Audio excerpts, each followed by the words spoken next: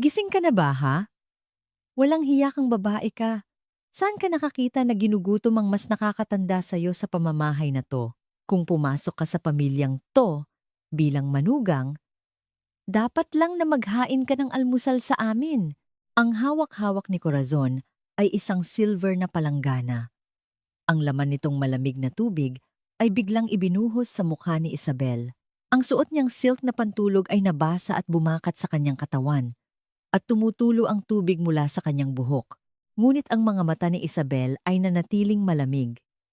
Sa kanyang tingin, mayroong isang lamig na nagsasabing hindi na niya ito kaya pang tiisin, na may isang bagay na nagwakas na. Bakit nga ba kailangang danasin ng isang manugang ang ganitong pambubuhos ng tubig? At pagkatapos ng sandaling ito, ano kaya ang mangyayari sa pamilya ng kanyang asawa? Bago magsimula ang kwento, libre lang po ang pag-subscribe at pag-like para swertehin kayo. Simulan na natin ang kwento. Balikan natin ang nakaraan. Noong umagang iyon, si Isabel ay halos 2 oras lang ang tulog dahil sa pagtatrabaho hanggang madaling araw. Siya ang may-ari ng pinakamalaking parte ng kumpanyang Artec, isang IT company, ngunit walang kaalam-alam ang kanyang mga biyenan. O mas tamang sabihin na ayaw nilang alamin. Para sa kanila, si Isabel ay anak lang ng isang mayamang pamilya at isang manugang na dapat gumawa ng gawaing bahay. 7:00 ng umaga, habang nakaidlip si Isabel sa sofa, lumabas si Corazon mula sa banyo. Hawak niya ang silver na palanggana, puno ng malamig na tubig na umaapaw. "Hoy! Bruha ka!" Ang boses ni Corazon ay pumunit sa katahimikan ng sala. Sa isang iglap, bumuhos ang malamig na tubig sa mukha ni Isabel. "Ah!" Napahingal si Isabel at nagising. Isang lamig na parabang nagyayelo ang buo niyang katawan. Ang silk niyang pantulog ay dumikit sa kanyang balat at tumutulo ang tubig mula sa kanyang buhok. Saan ka nakakita na ginugutom ang mas nakakatanda sa'yo? Kung pumasok ka sa pamilyang to bilang asawa ng anak ko, dapat lang na maghain ka ng almusal. Ibinagsak ni Corazon ang walang lamang palanggana sa sahig. Isang malakas na kalansing ang umalingaw-ngaw habang gumugulong ito. Dahan-dahang itinaas ni Isabel ang kanyang ulo. Sa likod ng basang buhok, ang kanyang mga mata ay kakaibang kalmado.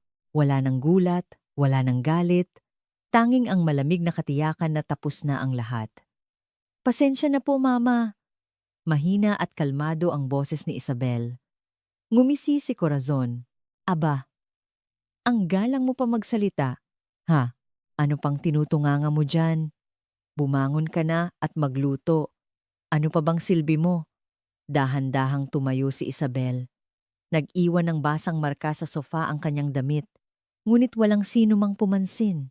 Sakto namang lumabas mula sa pasilyo si Marco, ang kanyang asawa.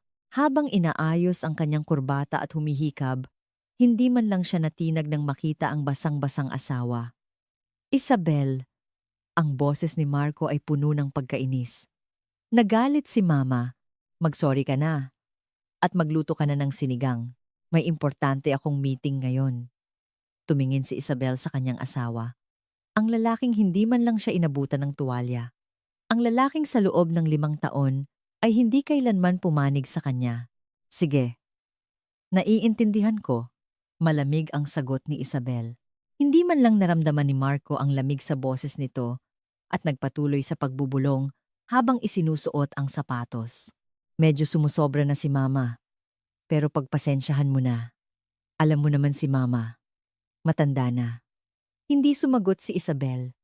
Sa halip, dinala niya ang basang katawan papunta sa kusina. Ang malamig na pantulog ay dumidikit sa kanyang balat, at ang lamig ay tumatagos hanggang sa kanyang mga buto. Ngunit nanatiling walang ekspresyon ang kanyang mukha. Pagkalipas ng 1 oras, nakahain na ang pagkain.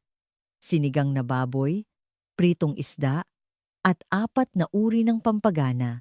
Inihanda lahat ni Isabel ng maayos. "Kain na po kayo." Tiningnan ni Corazon ang mesa at agad na kumunot ang noo. "Ano to? Bakit ganito ang timpla ng sinigang? Hindi ito ang gusto kong lasa." Kasabay ng salitang iyon, Dinampot ni Corazon ang mangkok ni Isabel at ibinuhos ang sabaw ng sinigang sa kanin ni Isabel. Ito ang kainin mo para matauhan ka. Kesyo manugang daw, pero walang silbi.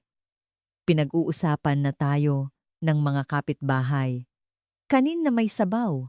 Tahimik na isinubo ni Isabel ang kanin.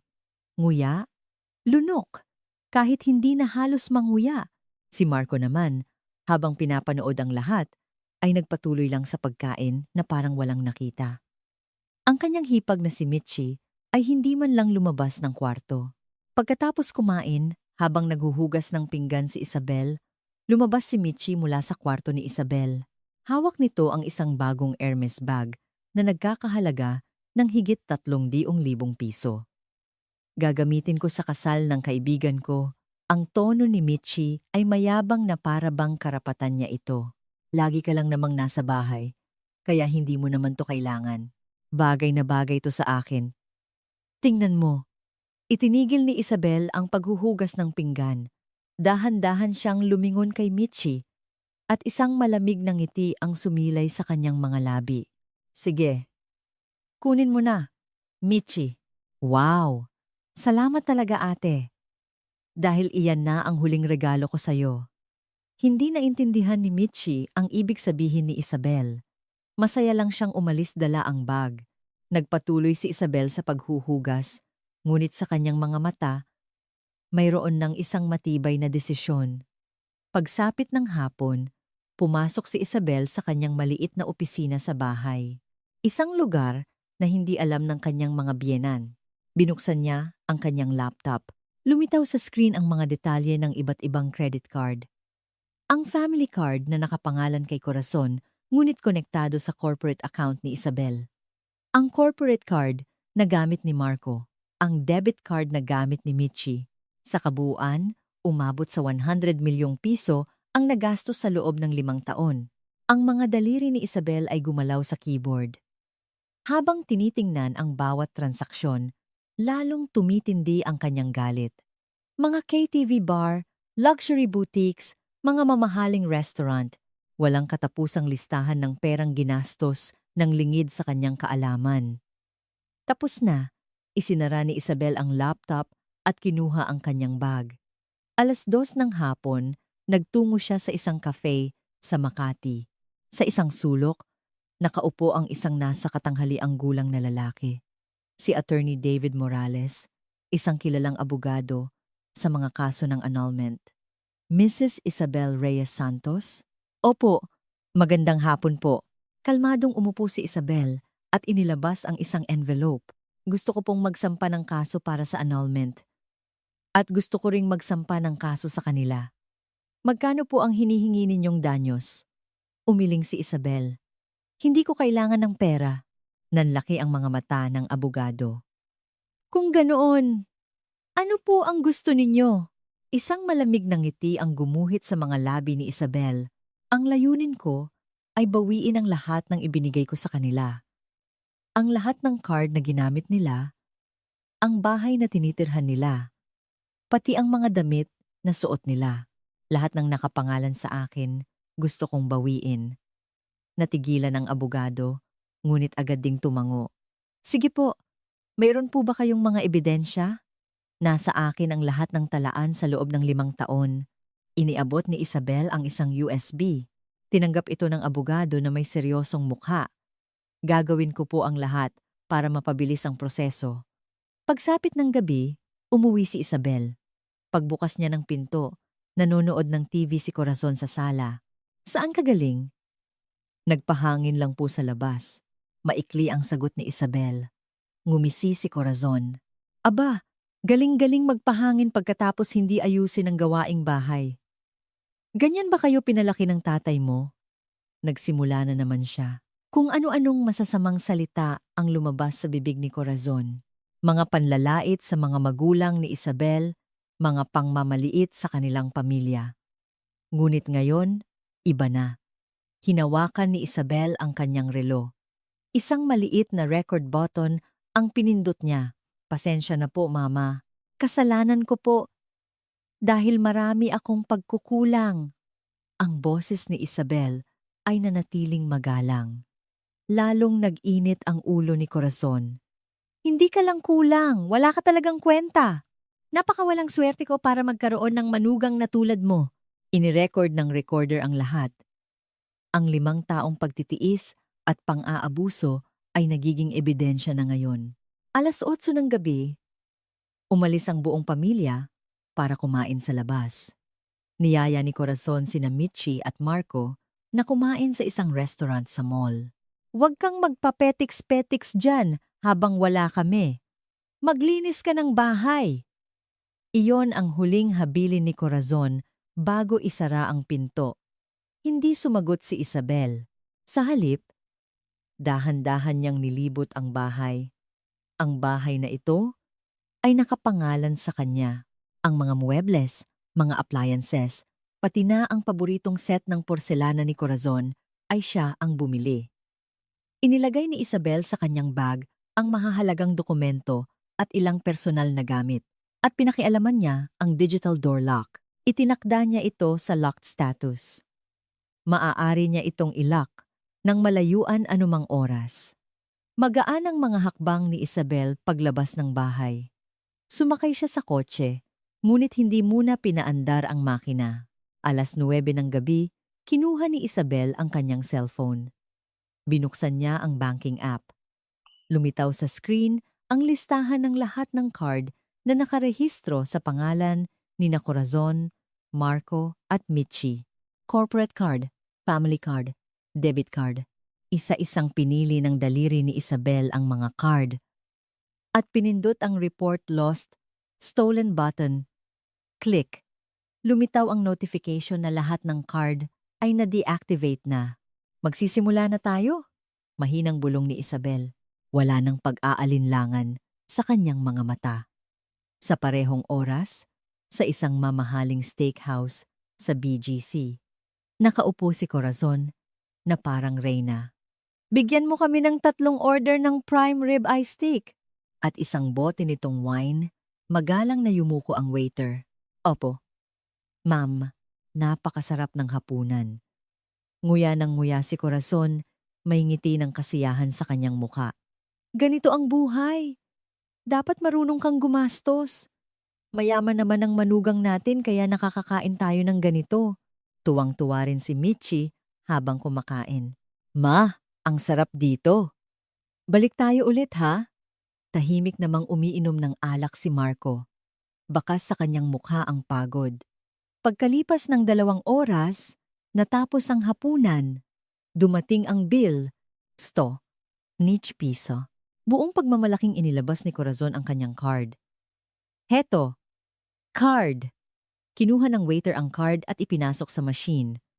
Maya-maya, sumimangot ang waiter. Pasensya na po, ma'am. Pero lumalabas po na deactivated ang card na ito. Ano? Tumaas ang boses ni Corazon. Anong pinagsasabi mo? Nakalagay po sa system na nakareport itong stolen o lost card. Sa isang iglap, lahat ng mata sa restaurant ay napunta kay Corazon. Namula ang kanyang mukha. Anong stolen? Anong karapatan ninyong sabihin yan? Akmang sasakalin ni Corazon ang waiter. Mabilis siyang pinigilan ni Marco. Ma, kalma lang. Gagamitin ko na lang card ko. Inilabas ni Marco ang kanyang card. Ngunit pareho lang ang resulta. Deactivated din po ito. Nataranta na rin si Michi at inilabas ang sariling card. Pareho pa rin. Exceeded na po ang limit. Nagsimulang magbulungan ang mga tao sa restaurant. Ano kayang nangyari sa kanila? Baka naman totoo ngang ninakaw ang mga card nila? Namutla si Corazon. Nanginginig ang kanyang mga kamay. Nakatayo lang ang waiter na hindi alam ang gagawin at masakit ang tingin ng mga tao sa paligid. Anong nangyayari? Bakit na-deactivate ang card ko? Sigaw ni Corazon. Natahimik ang buong restaurant. Lahat ay nakatingin sa kanila. Ma'am, kalma po kayo at baka po may iba kayong paraan ng pagbabayad. Anong ibang paraan? Kasalanan niyo to. Sigurado akong kinopya niyo ang card ko. Namutla ang waiter. Mabilis na lumapit ang manager. Ma'am, imposible pong gawin ng staff namin yan. Mas mabuti pong tawagan niyo ang bangko ninyo. Manahimik ka. Nasaan ang may-ari ng lugar na to? Ang boses ni Corazon ay umalingaw-ngaw sa buong restaurant.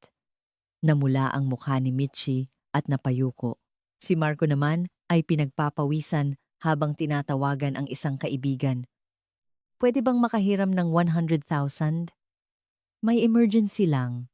Ang boses ng kaibigan sa kabilang linya ay nag-aalangan. Pare, yung 250,000 na hiniram mo last time, hindi mo pa nababayaran. Babayaran ko agad next month. Promise. Kailangan ko lang talaga ngayon. Matapos ang matagal na pakiusapan, nakahiram din si Marco. Nag-transfer ang kaibigan sa kanyang account at doon lang sila nakabayad. Paglabas nila ng restaurant, galit na galit ang mukha ni Corazon. Pagdating sa kalye, sinampal niya si Marco. Pak! Walang kwenta kang anak? Bakit na-block ang card ko? Dahil ba to sa pagwawaldas mo ng pera ng kumpanya? Ma, hindi ko rin alam. May laman pa yon. Umiiyak na ring nagsalita si Michi. Yung card ko rin, ang weird. Hindi ko pa naman nagagamit ang limit ko this month. Galit na kinuha ni Corazon ang cellphone mula sa kanyang bag. Tinawagan niya si Isabel. Hello? Ang boses ni Isabel sa kabilang linya ay kalmado at elegante. Hoy! Ikaw! Bakit na-block lahat ng card? Anong ginawa mo? Mama, mahina at malambing ang boses ni Isabel. Pagkatapos kong buhusan ng tubig habang kumakain, bigla akong natauhan. Ah! Ganun po pala kasarap ang pagkain na binili gamit ang card ko? Natigilan si Corazon. Nagpatuloy si Isabel. Yung corporate card na gamit nyo, yung debit card ni Michi, at yung company card ni Marco. Lahat po yun ay nakapangalan sa akin. Ngayon nyo lang po ba nalaman? Itong lintik na to. 5 taon po akong nagtiis. Kaya ngayon, ako naman po ang mamumuhay ng komportable. Enjoy your meal, Mama. Toot! Ibinaba ang telepono. Halos ibato ni Corazon ang kanyang cellphone. Baliw! Baliw na talaga siya. Namutla rin ang mukha ni Marco. Ma, ibig sabihin, lahat ng card natin ay galing kay Isabel? Imposible. May card din naman akong nakapangalan sa akin. Ngunit alam ni Corazon ang totoo. Ang card na nakapangalan sa kanya ay may limit lang na 20,000 piso. Ang lahat ng iba pa ay pera ni Isabel. Sumakay sila ng taxi pa uwi. Si Michi pa ang nagbayad gamit ang natitira niyang cash. Kailangan nating umuwi agad. At sa bunutan ng bruhang yon, nagngingit-ngit na sabi ni Corazon. Inilagay ni Marco ang password sa digital lock. Beep beep. Ay, bakit ayaw bumukas? Mali ba ang password? Ulitin mo. Beep. Ayaw pa rin. Sinubukan din ni Michi, pero pareho lang. Ano to? Sira ba yung lock? Biglang tumunog ang cellphone ni Marco. Isang text message from Isabel. Binago ko na ang password ng malayuan. Nakapangalan sa akin ang bahay, kaya hindi kayo basta-basta makakapasok. Nanginginig na binasa ni Marco ang text. Inagaw ni Corazon ang telepono. Ano? Nakapangalan sa'yo. Hindi pwede. Bahay namin to. Ngunit totoo iyon. Ang bahay ay binili ni Isabel bago pa sila ikasal. Lumipat lang ang kanyang mga biyenan. Buksan niyo to! May tao dito! Sigaw ni Corazon habang kinakalampag ang pinto. Ngunit walang sumasagot. Sa huli, bumaba sila sa guardhouse. Hindi malaman ng guwardya ang gagawin. Pasensya na po, pero kung hindi po papayag ang may-ari, hindi ko po pwedeng buksan ang pinto. Sino ba ang may-ari? Nakarehistro po sa pangalan ni Mrs. Isabel Reyes. Halos matumba si Corazon sa narinig. Kinabukasan, pumasok si Marco sa trabaho. Pagdating niya sa opisina, sumalubong agad ang kanyang sekretarya. Sir, may urgent mail po para sa inyo. Binuksan ni Marco ang sobre. Galing ito sa korte, isang petisyon para sa annulment. At sa ilalim nito, isa pang dokumento. isang kaso para sa estafa. Nanginginig ang mga kamay ni Marco. Nakasulat sa dokumento ang halagang ginastos niya sa mga KTV bar gamit ang corporate card. Kabuuang 2 milyong piso. Ito'y nagsimulang magbulungan ang mga empleyado. Ang salitang annulment ay kumalat sa buong opisina. Pasuray-suray na pumasok si Marco sa kanyang opisina, napaupo siya sa kanyang mesa at napasabunot. Sa parehong oras, pumunta si Corazon sa bahay ng mga magulang ni Isabel. May dala siyang isang supot ng asin. Dahil sa malas na dinala ng babaeng yan, kailangan kong magsaboy ng asin para mawala ang sumpa. Ang bahay ng mga magulang ni Isabel ay isang mansyon sa Forbes Park. Nagsimulang magsaboy ng asin si Corazon sa harap ng gate. Walang hiyang babae. Ginaganito niya ang biyenan niya habang nagsisisigaw siya. Biglang lumitaw ang 2 lalaki. Ginang, ano po ang ginagawa ninyo? Sino kayo? Security po. Trespassing po kayo. Trespassing? Bahay ng manugang ko to. Anong trespassing? Ngunit matigas ang mga security guard. Hinawakan nila ang braso ni Corazon. Tatawag po kami ng pulis. Kakasuhan namin kayo ng trespassing. Ano? Anong kalokohan to? Pagkalipas ng 10 minuto, dumating ang mga pulis. Kahit sa harap nila, ay nagsisisigaw pa rin si Corazon, ngunit dinala pa rin siya sa presinto. Pagsapit ng hapon, hindi na kinaya ni Marco. Nag-half day siya at pinuntahan ang opisina ni Isabel. Ang Artec Tower, isang 30 pa palapag na gusali. Ngayon lang niya nakita. Nang maayos ang kumpanyang pinagtatrabahuan ng asawa, gusto ko sanang makausap si Mrs. Isabel Reyes. Malamig ang sagot ng receptionist. Kung wala po kayong appointment, hindi po pwede. Asawa niya ako. Lalong lumamig ang tingin ng receptionist. Kaya lalong hindi po pwede. May special instructions po ang CEO. Sa huli, 1 oras na naghintay si Marco sa lobby. At doon niya naabutan si Isabel na papalabas. Isabel! Si Isabel ay nakasuot ng perpektong business suit. Nakaayos ang buhok at naka-high heels. Hindi ito ang manugang na kilala ni Marco. Parang awa mo na. Kausapin mo ako. Kasalanan ko na lahat. Lumuhod si Marco. Pinagtitinginan sila ng mga tao sa lobby, ngunit wala siyang pakialam. Galit lang si Mama kaya nagkaganon. Kakausapin ko siya. Ibalik mo lang ang mga card, parang awa mo na. Malamig siyang tiningnan ni Isabel. Kinuha niya ang isang bunto ng papel mula sa kanyang bag at inihagis sa mukha ni Marco. Basahin mo. Nagsabog ang mga papel sa sahig. Nanginginig na dinampot ni Marco ang isa. Isang statement ng credit card. Puno ng pangalan ng mga KTV bar. Ito, iyan ang listahan ng mga pinaggastusan mo gamit ang pera ng kumpanya ko. Kabuuang 3 milyong piso. Isabel, para sa kliyente yan. Representation, ngumisi si Isabel. 3 beses sa isang linggo? Hanggang 2:00 ng madaling araw? Mag-isa ka lang? Namutla ang mukha ni Marco. Pera yan ng kumpanya ko. Maghanda ka ng makulong, Marco. Tinapakan ni Isabel si Marco habang naglalakad palayo. Dumaplis ang takong ng sapatos niya sa kamay ni Marco. Aray! Dumaing si Marco, ngunit hindi man lang lumingon si Isabel. Sa parehong gabi, nakipagkita si Mitchie sa mga kaibigan niya sa isang cafe. Ipinagyayabang niya ang Hermes bag na kinuha niya kay Isabel. Tingnan niyo, ang ganda, di ba? Bigay ng ate ko. Inggit na tumingin ang mga kaibigan niya. Wow! Ang ganda nga! Ang yaman siguro ng ate mo. Siyempre naman, sobrang yaman ng ate ko. Sakto namang bumukas ang pinto ng cafe at pumasok ang 2 pulis. Miss Mitchie Santos? Opo. Bakit po? Kailangan po kayong sumama sa amin para sa investigasyon ukol sa kasong fencing o pag-iingat ng nakaw na gamit. Kukumpiskahin po namin ang bag na ito. Ano? Nakaw? Anong pinagsasabi nyo?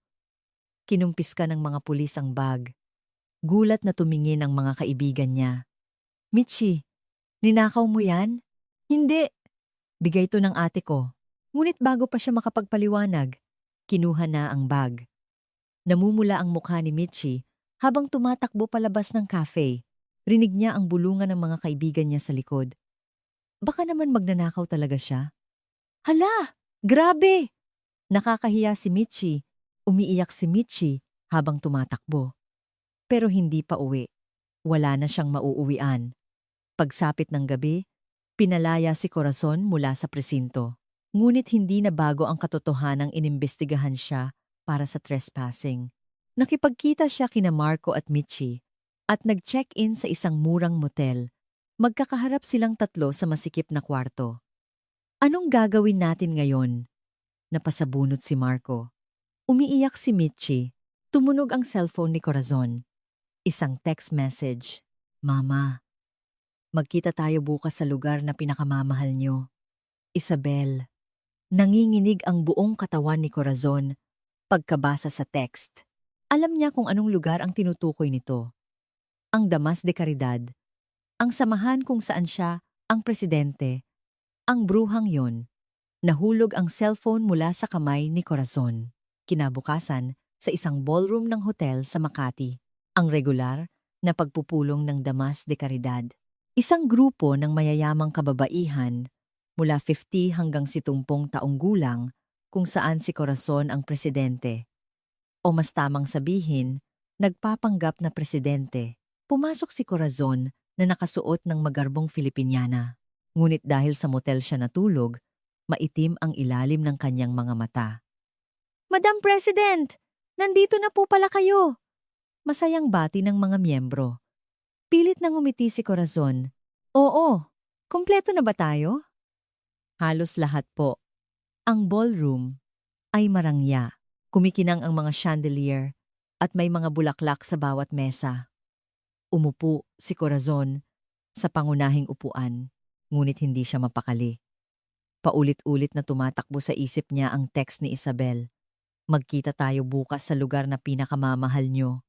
Imposibleng pumunta siya dito. Bulong ni Corazon sa sarili. Biglang bumukas ang pinto ng ballroom. Tok, tok, tok! Umalingaw-ngaw ang tunog ng high heels. Lahat ng mata ay napunta sa pasukan. Si Isabel. Nakasuot siya ng itim na silk dress. Nakaayos ang buhok at kumikinang ang isang diamond necklace sa kanyang leeg. Perpektong makeup. Perpektong postura. Sino siya? Nagbulungan ang mga babae. Namutla ang mukha ni Corazon. Dahan-dahang lumakad si Isabel. Hawak niya ang isang tablet. Magandang umaga po sa inyong lahat mga ginang. Malambing ang boses ni Isabel, ngunit malamig. Ako po si Isabel Reyes, ang manugang ng inyong presidente. Signang, Corazon Santos. Manugang? Nagulat ang lahat, biglang tumayo si Corazon. Bakit ka nandito? Lagi niyo po kasing ipinagmamalaki. Kung gaano kadakila ang samahang ito, ngumiti si Isabel. Isang ngiti na kasing lamig ng yelo. Kaya po ako nandito para ipaalam sa inyo ang katotohanan. Katotohanan? Anong katotohanan? Binuksan ni Isabel ang tablet at ikinonekta sa projector. Isang imahe ang lumitaw sa screen sa harap. Listahan ng donasyon ng Damas de Caridad, Presidente Corazon Santos. Kabuuang 15 milyong piso sa loob ng isang taon. Pumalakpak ang mga babae. Grabe si Madam President. Ang galing. Ngunit nagpatuloy si Isabel sa pag-scroll. Pinagmulan ng donasyon. Account ni Isabel Reyes. Teka! Sigaw ni Corazon. Ngunit huli na ang lahat. Kalmadong nagpaliwanag si Isabel. Ang donasyon na ibinigay ni Presidente Corazon sa loob ng 5 taon ay umabot po sa 25 milyong piso. Pero lahat po ng perang yan ay galing sa account ko. Sinungaling! Hindi po ito kasinungalingan. Heto po ang kopya ng bank statement. Nagsimulang mamahagi ng dokumento si Isabel. Nagbago ang ekspresyon ng mga babae. Ano to? Madam President, totoo po ba ito? Natameme si Corazon. Nagpatuloy si Isabel. Ang suot niyo pong Filipiniana. Ako rin po ang bumili niyan. Halagang 150,000 piso. Pati na rin po yung luxury bag at relo sa kamay niyo. Lahat po yan binili gamit ang pera ko. Ang bruha kang akmang susugurin ni Corazon si Isabel, ngunit pinigilan siya ng mga miyembro. Madam President, kumalma po kayo. Hindi umatras si Isabel. Gusto niyo pa po ba ng mas nakakagulat na katotohanan? Ang tunay na yaman ni Presidente Corazon ay nagkakahalaga lang ng 1 milyong piso. High school graduate lang siya at wala pong naging trabaho sa buong buhay niya. Manahimik ka! Manahimik! Namula ang mukha ni Corazon. Hindi makapaniwalang tumingin ang mga babae kay Corazon. Madam President, totoo po ba? Niloko niyo po kami? Nanginginig ang mga labi ni Corazon. Wala siyang masabi. Lumakad si Isabel patungo sa isang mesa. Mayroon doong isang malaking ice bucket na puno ng champagne. Binuhat ito ni Isabel. Umaalog ang yelo at tubig. Mama. Mahinang umalingaw-ngaw ang boses ni Isabel. Naaalala niyo po ba yung tubig na ibinuhos niyo sa akin dahil hindi ako nakapagluto ng almusal? Anong gagawin mo? Dahan-dahang lumapit si Isabel kay Corazon. Napahinto sa paghinga ang mga babae. Isasauli ko po ng malamig. Splash! Dahan-dahang ibinuhos ni Isabel ang laman ng ice bucket sa ulo ni Corazon. Bumagsak ang kanyang buhok, nabasa ang magarbong Filipiniana. Ah! Napasigaw si Corazon. Naglaglagan ang mga yelo sa sahig, napatingin ang mga babae. Takip ang kanilang bibig. Walang nagsasalita. Ibinaba ni Isabel ang walang lamang bucket at pinunasan ang kanyang kamay. Ang 5 taong kahihiyan na dinanas ko ay binabayaran ko ngayon sa lugar na ito. Napaupo si Corazon sa sahig, basang-basa. Kumalat ang kanyang makeup at gusot na ang kanyang mukha. Madam President, dahan-dahang lumapit ang isang miyembro, ngunit iwinaksi ni Corazon ang kanyang kamay. Lumayo kayo! Nagkatinginan ang mga babae. At isa-isa silang nagsimulang umalis. Mauuna na ako. Ako rin. Sa isang iglap, halos wala ng tao sa ballroom. Ang natira na lang ay ang basang-basang si Corazon at ang eleganteng si Isabel. Mama, matatanggal po kayo sa samahang ito. Siyempre naman, dahil isa kayong manloloko. Ikaw! Na bruha ka. Tumalikod si Isabel at lumabas. Tanging ang tunog ng kanyang high heels ang umalingaw-ngaw. Naiwan si Corazon na umiiyak sa sahig, suot ang basang Filipiniana, natanggal ang isang sapatos niya. Sa parehong oras, sa opisina ni Marco, nakaupo siya sa kanyang mesa. Tinitingnan ang mga dokumento. Biglang pumasok ang head ng accounting. Sir, may problema po tayo. Bakit? Anong nangyari? Nag-abiso po ang main investor natin na iwi-withdraw na nila lahat ng kanilang investment. Ano? Napatayo si Marco. Anong pinagsasabi mo?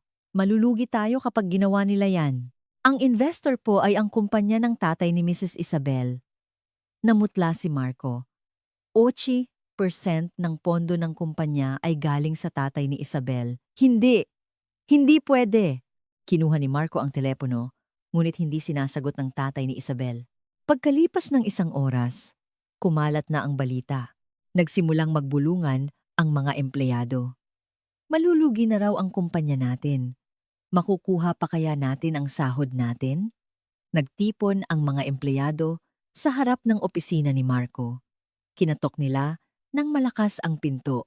Sir, lumabas kayo! Paano na ang sahod namin? Nilak ni Marco ang pinto at nagtago, ngunit hindi sumuko ang mga empleyado. Sa huli, nabuksan ang pinto.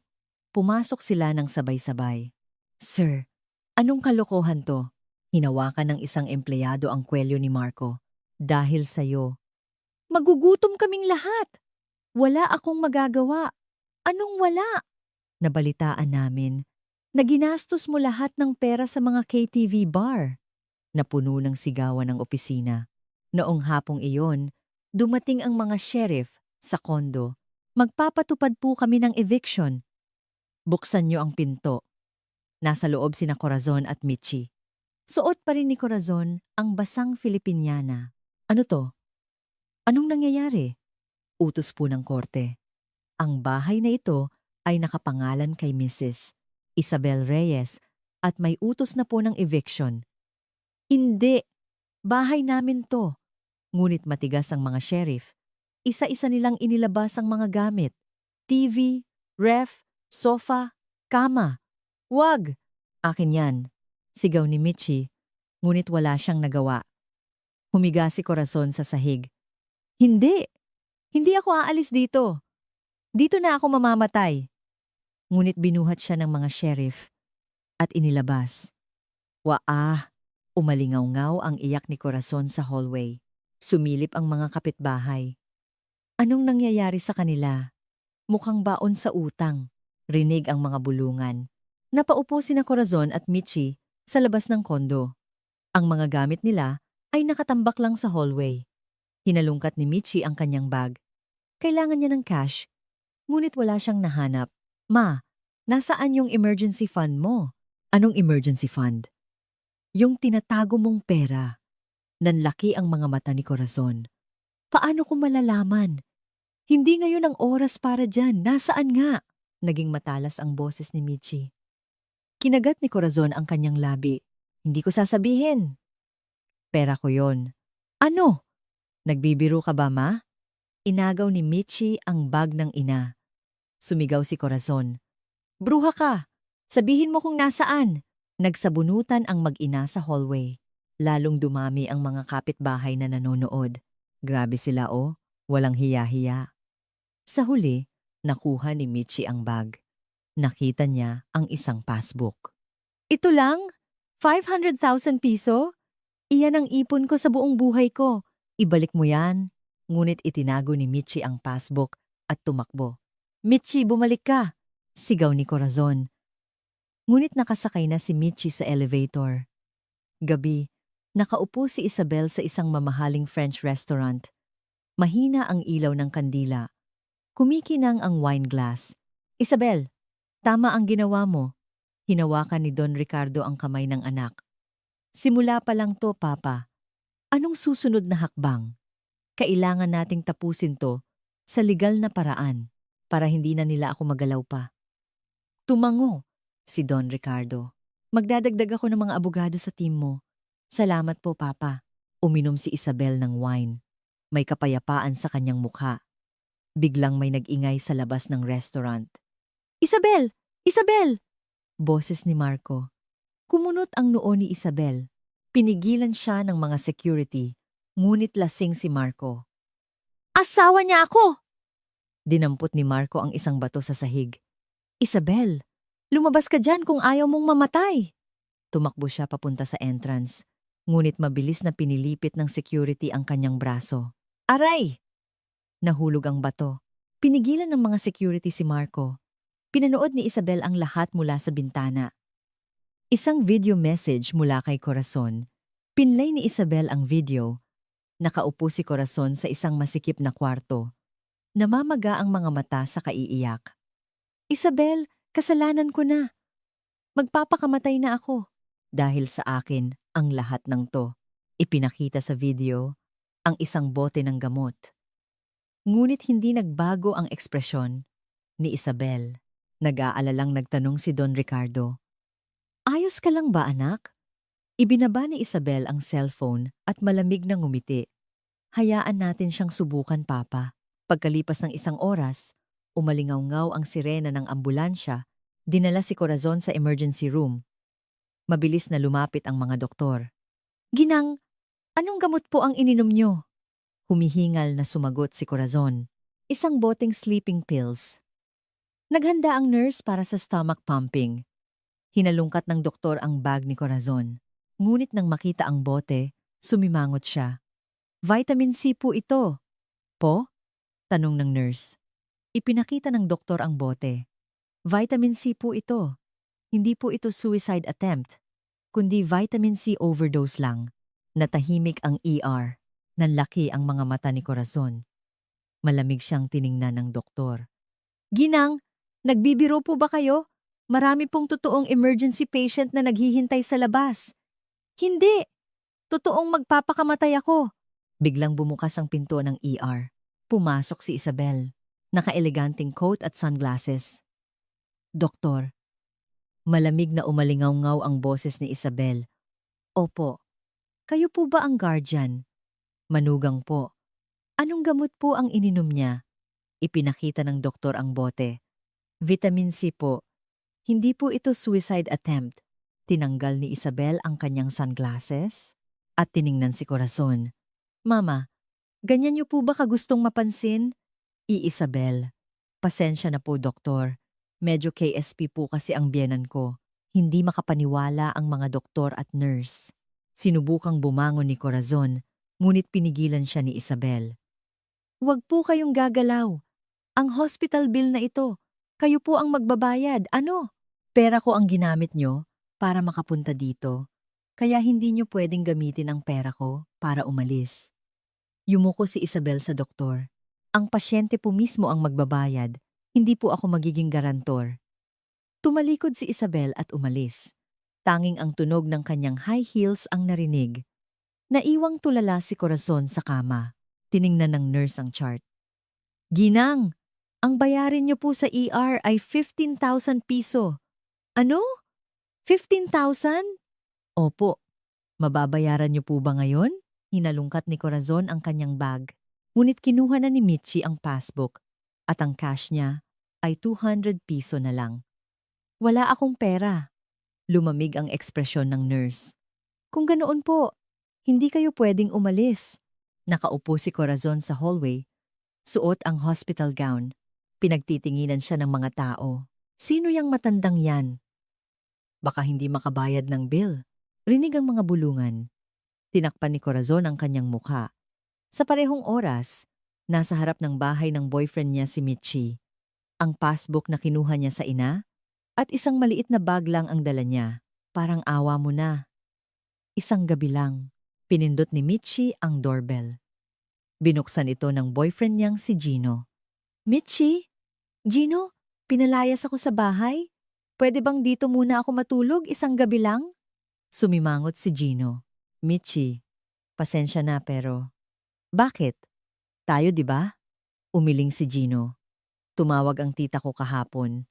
Sinabi niyang may utang ka raw na 25 milyon at manloloko raw ang buong pamilya mo. Ano? Namutla si Michi. Hindi totoo yan. Wala akong utang. At ninakaw mo raw yung luxury bag? Inimbestigahan ka raw ng pulis. Hindi. Inihagis ni Gino ang bag ni Michi palabas. Pasensya na, hindi ako pwedeng makipagrelasyon sa ganyang klaseng babae. Blag! Isinara ang pinto. Napaupo si Michi sa hallway.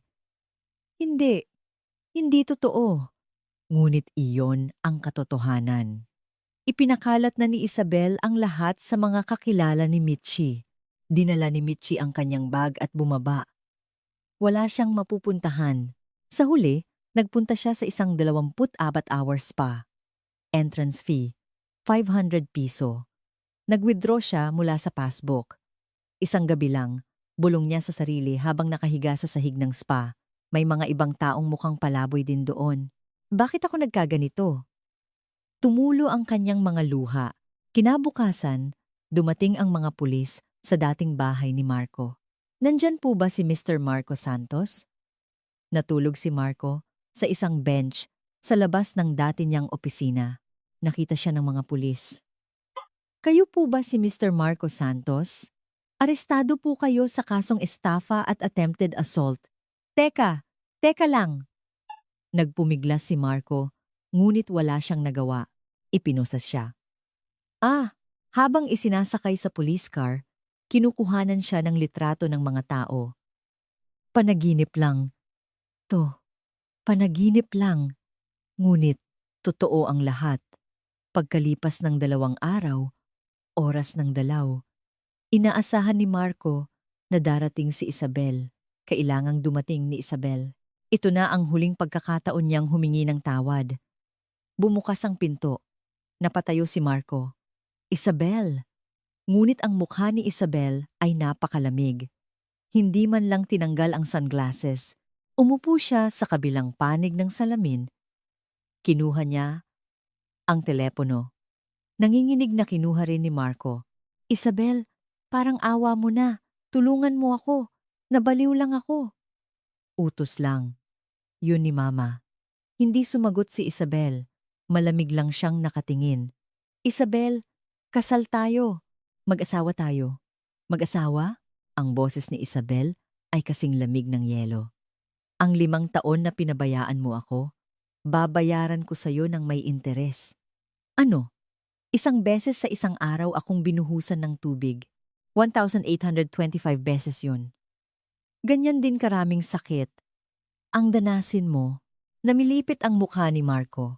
Parang awa mo na, Isabel. At yung 3 milyong ginastos mo sa KTV, bayaran mo lahat yon. Pati na rin ang danyos sa annulment. Ibinaba ni Isabel ang telepono at tumayo. Paalam, Mr. Marco Santos. Isabelle.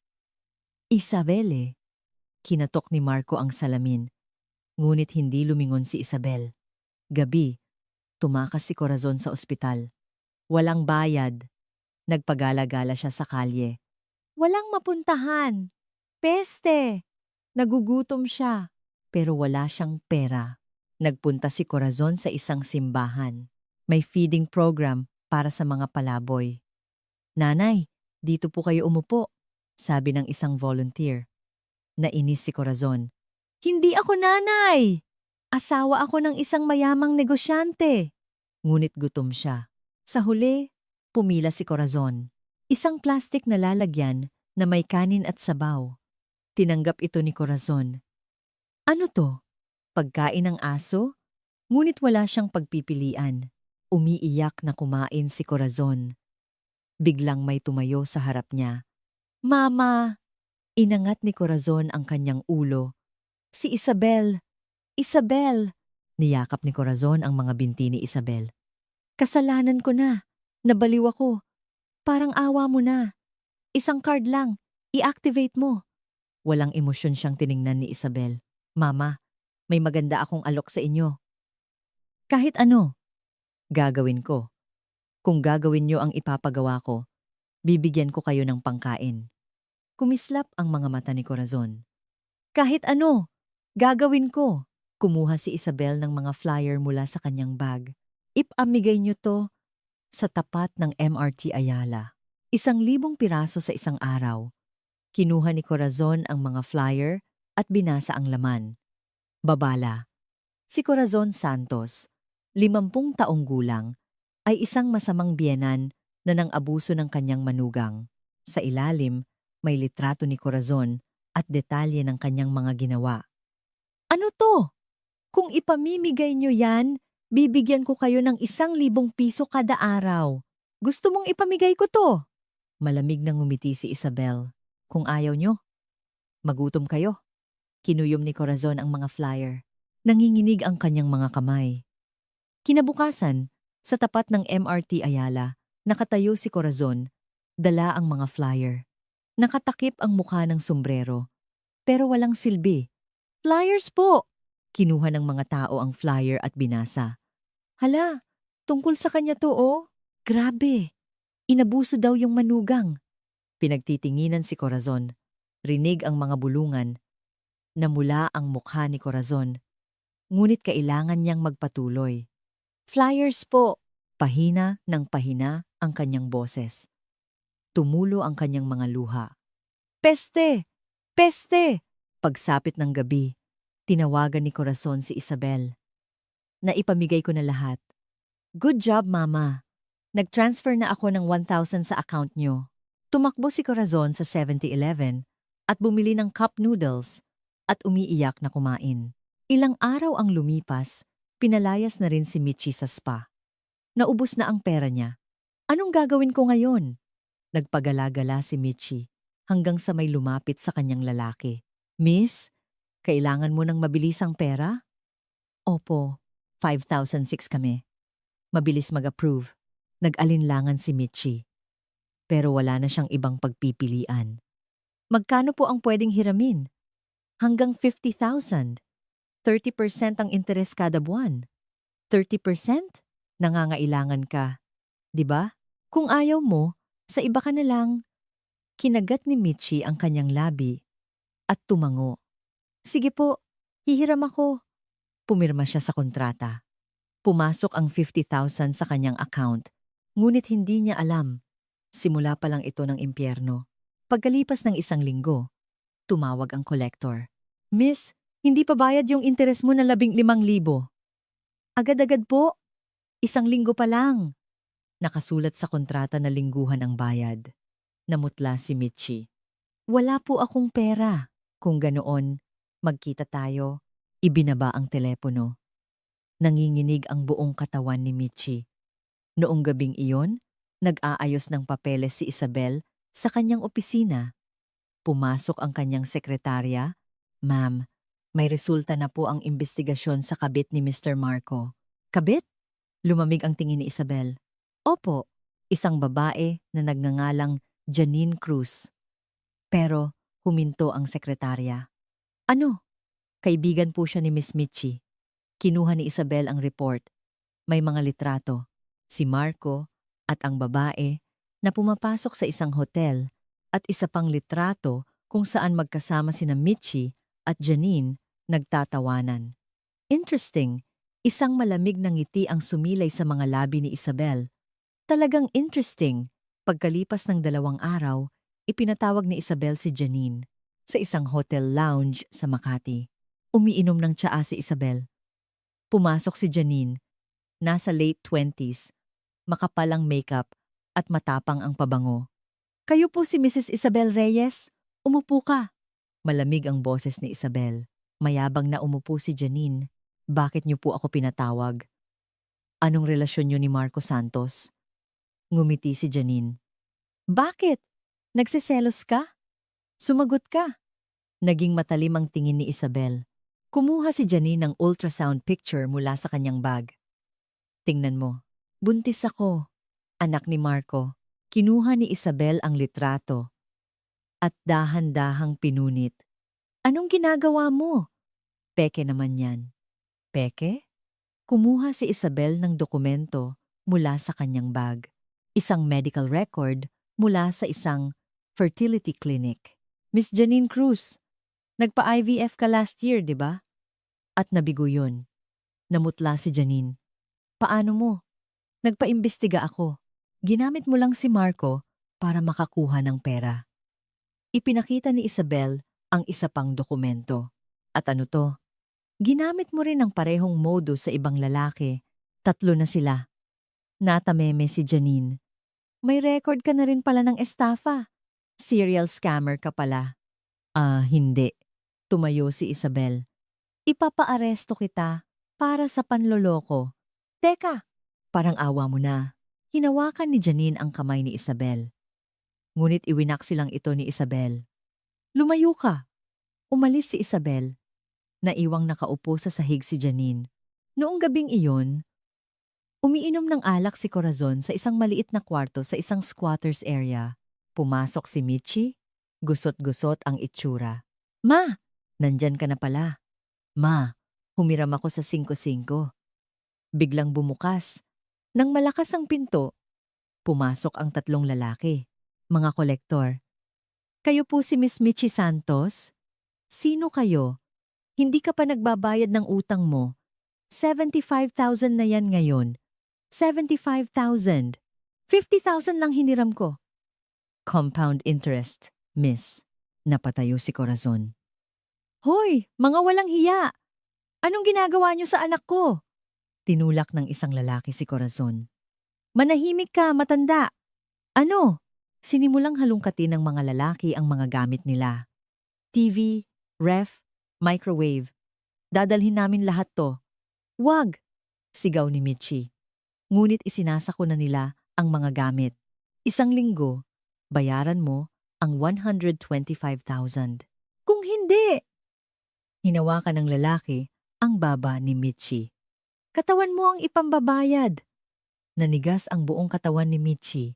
Dinala ng mga lalaki ang lahat ng gamit. Walang laman na kwarto. Napaupo sina Corazon at Michi sa sahig. Anong gagawin natin? Umiiyak si Michi. Ibinato ni Corazon ang bote ng alak. Kasalanan ko lahat to. Bakit kasi ako humiram sa 5-6? Dahil tinago mo yung passbook, ma. Nagsimula na naman silang mag-away. Biglang may balita sa TV. Isang luma at maliit na TV. Ang tanging hindi kinuha ng mga kolektor. Flash report. It Giant Artec. Official nang may bagong CEO. Lumitaw sa screen si Isabel. Perpektong business suit. Confident ng ngiti. Kumislap ang mga flash ng kamera. Bina, patuloy naming pauunlarin ang boses ni Isabel ay umalingaw-ngaw. Tulalang nanonood sina Corazon at Michi. Ang bruhang yan. Nanginginig ang mga kamay ni Corazon. Ang Isabel sa TV ay napakak-uverin. Matalinong sinasagot ang mga tanong ng media. Manugang natin yan. Hindi rin makapaniwala si Michi. Ganyan pala kadakila si ate? Nagpatuloy ang balita. Ang bagong CEO na si Isabel Reyes ay nagtapos ng Business Administration sa UP, kumuha ng MBA sa ibang bansa, at isa sa mga founding members ng Artec. Siya rin ang may-ari ng 45% ng kumpanya, ang pinakamalaking stockholder. 45%. Nanginginig ang boses ni Corazon. Ang kasalukuyang halaga ng Artec ay tinatayang nasa 100 bilyong piso. 100 bilyon. Bulong ni Michi. Ibig sabihin, ang yaman ni Isabel ay halos 45 bilyong piso. Ibinato ni Corazon ang baso sa TV. Crash! Nagkabitak ang screen, ngunit ang ngiti ni Isabel ay nandoon pa rin. Ang bruhang yan! Ganyan ko siya tinrato. Napasabunot si Corazon. Isang 45 bilyong pisong manugang, pinalayas ko lang dahil sa isang buhos ng tubig. Napabulong din si Michi na parang nababaliw. Totoo pala, yung bag ni ate, 300,000 pesos. Nagkatinginan ang mag-ina. At sabay na napaiyak. Ilang araw ang lumipas, pinalaya si Marco dahil sa probation. Paglabas niya ng kulungan, payat na payat siya. Saan ako pupunta ngayon? Wala ng bahay, wala ng kumpanya, wala ng pera. Nagpunta si Marco sa dati nilang opisina. Ngunit iba na ang pangalan. May ibang kumpanya na. Nagpagala-gala si Marco. Oras ng tanghalian, nagutom siya. Pahingi po ng tulong. Namalimos siya, ngunit walang nagbigay. Pulubi ata yan. Umalis ka nga dyan. Sa huli, napunta si Marco sa isang feeding program. Pumila siya para sa pagkain. Isang plastik na lalagyan na may kanin at sabaw. Umiiyak siyang kumain. Bakit ako nagkaganito? Biglang may tumapik sa balikat niya. Marco? Lumingon siya. Isang kaibigan mula kolehiyo. Anong ginagawa mo dito? Ako. Tinakpan ni Marco ang kanyang mukha. Gulat ang kaibigan niya. Hindi ba't successful ang business mo? Sabi mo mayaman ang asawa mo. Lugi na lahat. Napailing ang kaibigan niya. Pwede ka namang humiram sa asawa mo. Hiwalay na kami. Dahil sa'yo, hindi sumagot si Marco. Umiling ang kaibigan niya at umalis. Dasal mo yan! Naiwang mag-isa si Marco. Umiyak siya habang kumakain. Sa parehong oras, pinuntahan ni Corazon si Janine. Ikaw ang babae ng anak ko, no? Gulat na binuksan ni Janine ang pinto. Sino po kayo? Ako si Corazon, nanay ni Marco. Sinakal ni Corazon si Janine. Inakit mo ang anak ko para makakuha ng pera, di ba? Hindi po. Biktima rin ako. Iwinaksi ni Janine ang kamay ni Corazon. Ang anak niyo ang nagsabing pakakasalan niya ako. Naniwala ako. Ano?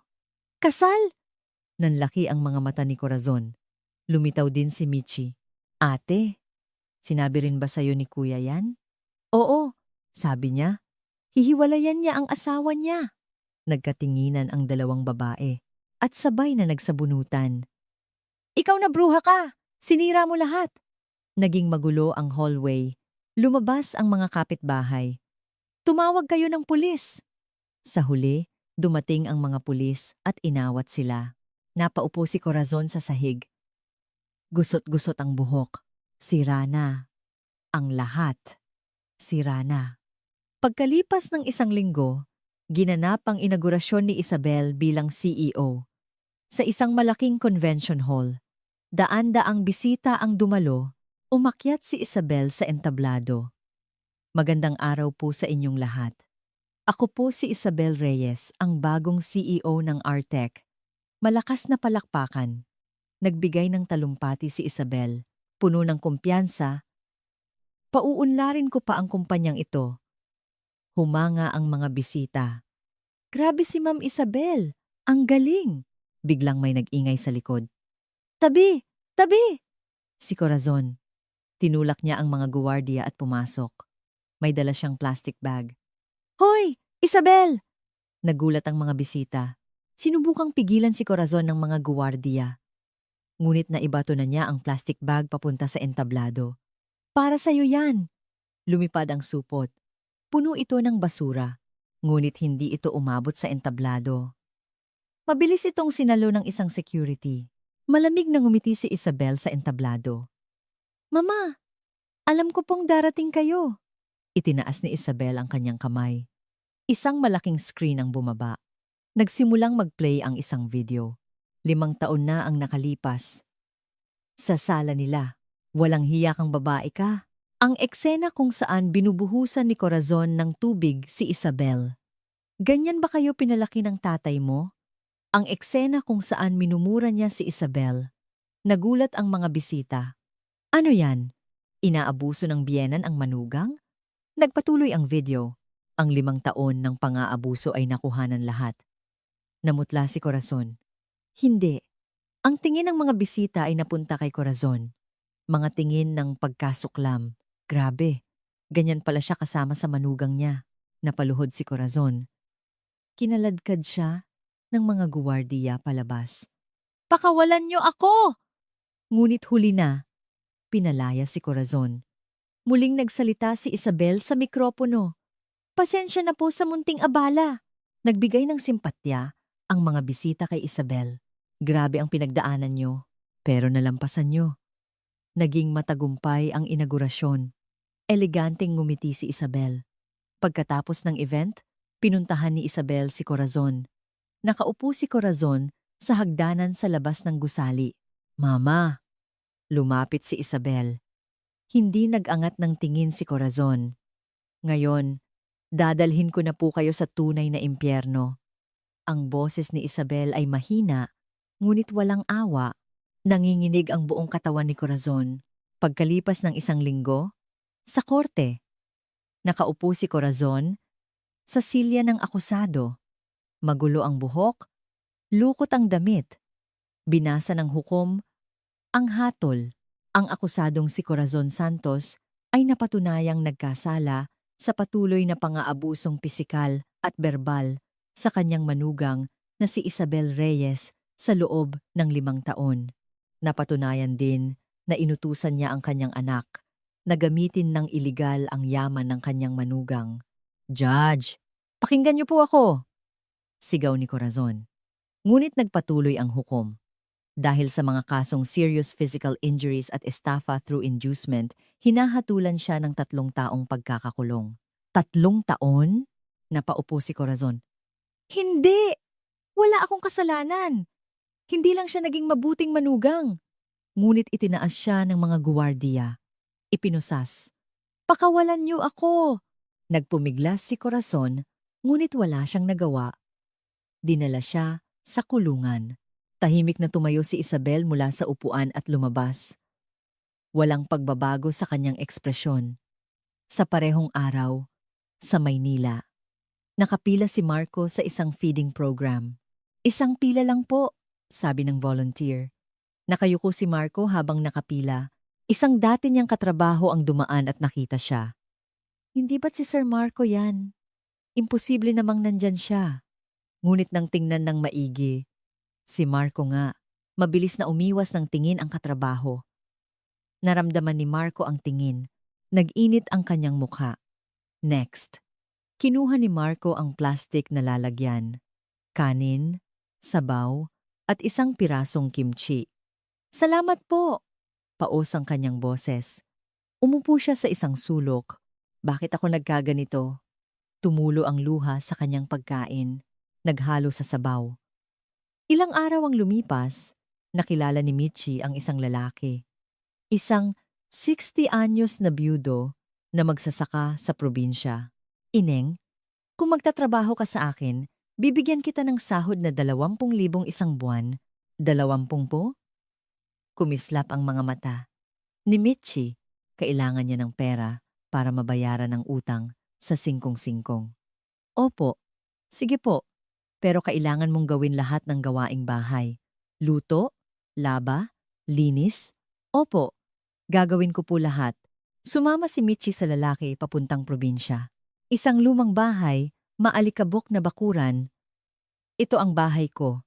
Nanlumo si Michi. Dito po ako titira? Siyempre naman, kailangan mong tumira dito kung magtatrabaho ka. Inayos ni Michi ang kanyang gamit sa isang kwarto.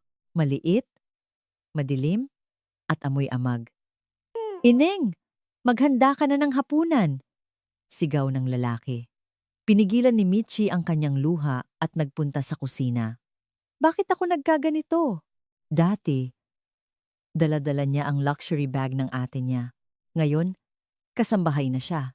Pagkalipas ng isang linggo, sa kulungan, nakakulong si Corazon, 4 sila sa isang masikip na selda.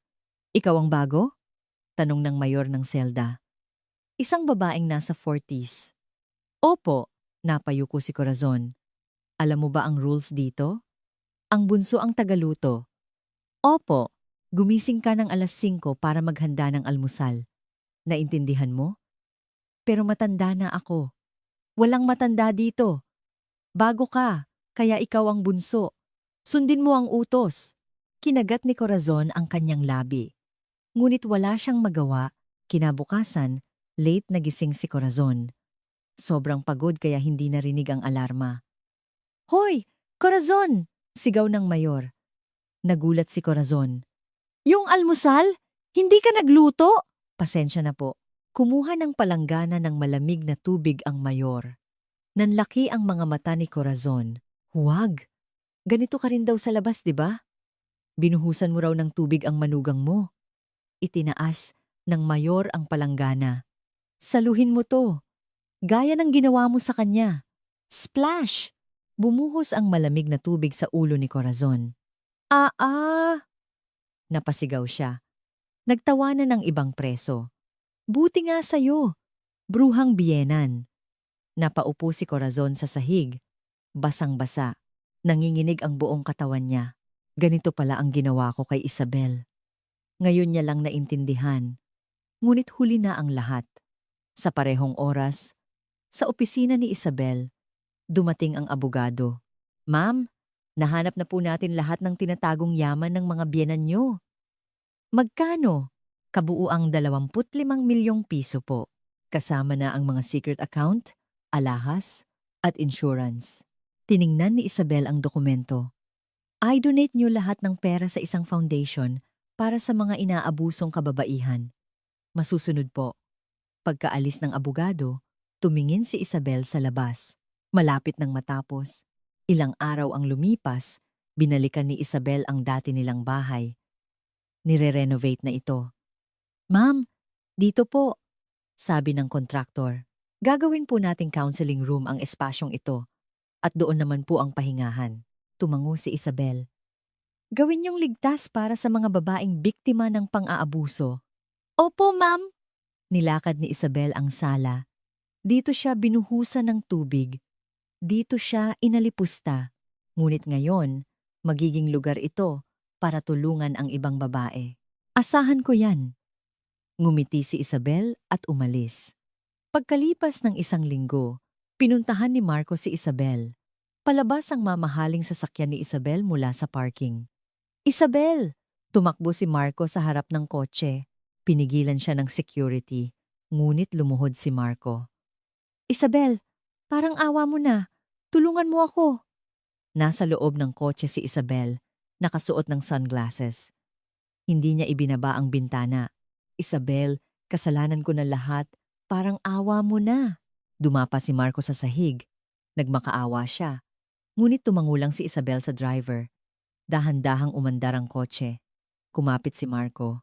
"Wag! Isabel!" Inalis siya ng security. Tuloy-tuloy na umalis ang kotse. Napaupo si Marco sa sahig at umiyak. "Isabel, patawad." Ngunit malayo na ang sasakyan. Hindi lumingon si Isabel. Pagkalipas ng isang buwan, sa kulungan, dinalaw ni Michi ang ina. "Ma, sa likod ng salamin, nakaupo si Corazon. Pumuti na ang kanyang buhok at gusot-gusot ang mukha. Michi, napaiyak si Corazon nang makita ang anak. "Ma, ayos ka lang. Mababaliw na yata ako." "Ano?" nanginginig na sabi ni Corazon. "Gabi-gabi, nakikita ko si Isabel. Nakatayo sa harap ko. Tinitingnan ako." "Ma, guni-guni mo lang yan." "Hindi. Totoo. Tinatawanan niya ako." Biglang sumigaw si Corazon. "Ako ang reyna ng bahay na to. Akin ang bahay na to. Ma, kumalma ka." Ngunit patuloy siyang sumigaw. Dumating ang mga guwardiya. Pakalmahin ang preso. Dinala si Corazon sa solitary confinement. Umiyak si Michi sa harap ng salamin. "Mama." Kinabukasan, dinalaw ni Isabel ang puntod ng kanyang ina kasama ang amang si Don Ricardo. Mahangin. Naglalaglagan ang mga bulaklak ng puno. "Mama, si Isabel po to." Inilagay ni Isabel ang bulaklak sa puntod. "Ma, mamumuhay na po ako para sa sarili ko." Inakbayan ni Don Ricardo ang anak. "Tama yan, anak. Siguradong ipinagmamalaki ka ng mama mo. Salamat po, Papa." Hinaplos ni Isabel ang puntod. Tumulo ang kanyang luha. Ngunit nakangiti siya. Malaya na talaga ako. Pagkalipas ng isang linggo, sa isang beach resort sa Palawan, nakaupo si Isabel sa isang terrace. Umiinom ng wine, ang paglubog ng araw ay nagpakulay pula sa dagat. Mapayapa ang tunog ng mga alon. Tiningnan ni Isabel ang kanyang cellphone. Isang notification. Card ni Corazon Santos, permanenteng deactivated. Ibinaba niya ang cellphone at itinaas ang wine glass. Itinaas niya ito paharap sa dagat. Cheers! Uminom si Isabel ng wine. At dahan-dahang ngumiti, isang perpektong pagtatapos. Tapos na ang paghihiganti. Ngayon, isang bagong simula. Tumayo si Isabel at naglakad sa tabing dagat. Naramdaman niya ang buhangin sa kanyang mga paa. Binasa ng alon ang kanyang mga paa. Malamig. Mamumuhay na ako para sa sarili ko. Tumingala si Isabel sa langit. Maaliwalas, walang ulap. Ang kanyang mukha ay puno ng kapayapaan. Anong masasabi ninyo sa kwento? Mag-iwan ng komento sa ibaba. At kung nagustuhan ninyo, huwag kalimutang mag-subscribe at mag-like hanggang sa susunod na kwento.